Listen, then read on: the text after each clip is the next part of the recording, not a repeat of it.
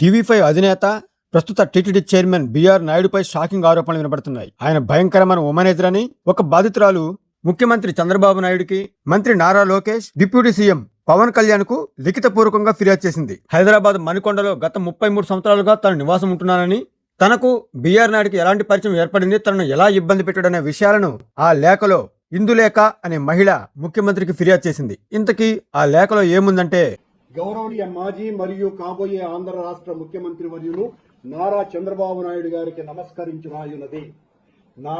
నా పేరు తాడేపల్లి ఇందులేఖ, వయస్సు 48 సంవత్సరాలు, daughter of late Shri Tadepalli Satyanarayanamurthy, స్వస్థలం గుంటూరు జిల్లా తెనాలి.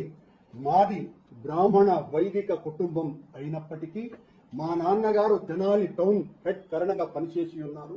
తదనంతర పరిణామాలతో మేము సుమారు 36 ఏళ్ల క్రితం హైదరాబాద్ కు మూవ్ అయ్యి వ్యాపార నిమిత్తం హైదరాబాద్ లో స్థిరపడ్డాము. ప్రస్తుతం మేము హైదరాబాద్ లోని మణికొండ ఏరియాలో స్థిర నివాసం కలిగి ఉన్నాము. నేను ఈ ఉత్తరం ద్వారా మీ దృష్టికి తీసుకుని రావాలి అనుకుంటున్న ముఖ్య ఉద్దేశ్యం ఏమిటనగా, బిఆర్ నాయుడు నాకు 25 సంవత్సరాలుగా పరిచయస్తులు. ఆ పరిచయం కొన్ని ఏళ్ల తరువాత రిలేషన్షిప్ గా మారింది.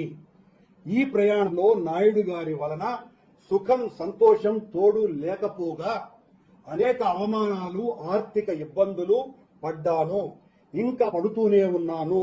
నన్ను ఏనాడు ప్రేమగా బాధ్యతగా చూడలేదు. అరగంట కోసం నేను అనే విషయం నాకు అర్థమయ్యేసరికే ఏళ్లు పట్టింది. నాయుడు గారు నన్ను బాగా చూసుకుంటాను, ప్రపంచంలో అందరికంటే నువ్వంటేనే ప్రేమ, నన్ను వదిలేయొద్దు అని కళ్ళనీళ్లు పెట్టుకుంటే నమ్మి ఈ రిలేషన్షిప్ స్టార్ట్ చేశాను. నాకు ఒకే కూతురు, ఆ అమ్మాయి 16 సంవత్సరాలుగా SLE సిస్టోని లూప్స్ అనే జబ్బుతో, ఇమ్యూన్ డిసీజ్ తో ప్రతి క్షణం జీవితంతో పోరాడుతూ ఉన్నది. నాయుడు మాటలు నమ్మి రిలేషన్షిప్ స్టార్ట్ చేశాక మా అమ్మాయికి SLE వచ్చింది. రిలేషన్షిప్ స్టార్ట్ చేశాక మా అమ్మాయికి SLE వచ్చింది. నేను మందులకి ఖర్చులకి కూడా ఎంతో ఇబ్బంది పడ్డాను. ఎవరితో మాట్లాడకూడదు, ఏ పని చేసుకోకూడదు అనేది అనుమానం ఆయనకు. ఆయన చూడలే అంటే తాళి కట్టానా, బాకీ ఉన్ననా, లంజా అనే మాటలు తప్ప కుక్క కన్నా హీనంగా చూశాడు నన్ను. అన్ని అవమానాలు, బాధలు భరిస్తూ కూడా ఎవ్వరికి ఏమీ చెప్పుకోకుండా, రోడ్డున పడకుండా ఇప్పటి వరకు గడుపుతూనే ఉన్నాను. నా గురించి తెలిసి వైఎస్ఆర్సీపీ వాళ్లు నన్ను అప్రోచ్ అయ్యి నాయుడిని ఎక్స్పోజ్ చేయమని, ఇన్ రిటర్న్స్ చెప్పాడు, 10 కోట్ల డబ్బులు కారు నామినేట్ ఇస్తామని కూడా అన్నారు. నా మీద చాలా ఆపరేషన్ కూడా చేశారు. బేసికల్ గా నేను చిన్నప్పటి నుంచి టీడీపీ అభిమానిని కావడంతో పార్టీ కష్టకాలంలో అటువంటి పనులు చేయకూడదు, మరియు మనస్ఫూర్తిగా నమ్మి ప్రేమించిన నాయుడిని రోడ్డున పడేయలేక ఆ పని చేయలేదు. దేవుడు వాణ్ణి శిక్షిస్తాడు అనుకుని సర్దుకొని పోయాను. నా మీద 2016 నుంచి ఎవరో నిఘా పెట్టి నన్ను వెంబడిస్తూనే ఉన్నారు. ఒకే వ్యక్తి పేరు వేరు వేరు ప్లేసెస్ లో కనిపిస్తూ నన్నే చూస్తూ ఉంటాడు. నన్ను హైదరాబాద్ విడిచి వెళ్లమని, లేదంటే చంపేస్తామని కూడా బెదిరించినారు. ఇందులో కూడా నాయుడు నాకు ఎలాంటి హెల్ప్ చేయలేదు. బయటకి వెళ్లొద్దు, ఇంట్లోనే ఉండు అని చెప్పడం తప్ప ఈ రోజుకి ఆర్థికంగా, సామాజికంగా ఎన్నో ఇబ్బందులు పడుతూనే ఉన్నాను. బిఆర్ నాయుడు ఒక భయంకరమైన ఉమనైజర్, వావి వరస లేనటువంటి వ్యక్తి.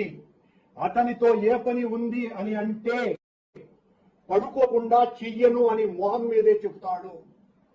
బిఆర్ నాయుడు ఒక భయంకరమైన ఉమనైజర్, వావి వరసలు లేని వ్యక్తి. అతనితో పని ఉంది అంటే పడుకోకుండా చెయ్యను అని మొహం మీదే చెప్తాడు. టీడీపీ అధికారంలోకి వచ్చాక తను టీటీడీ చైర్మన్ గానో లేదా ఎంపీ రాజ్యసభ అవుతాను అనే ప్రగాఢమైన నమ్మకంతో ఉన్నాడు.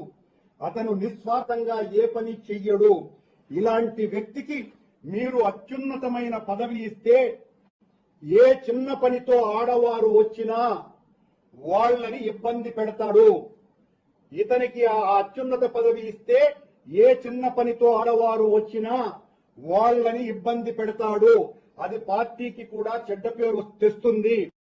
ఈ ఉత్తరంలో రాసిన ప్రతి అక్షరానికి నేను కట్టుబడి ఉన్నాను.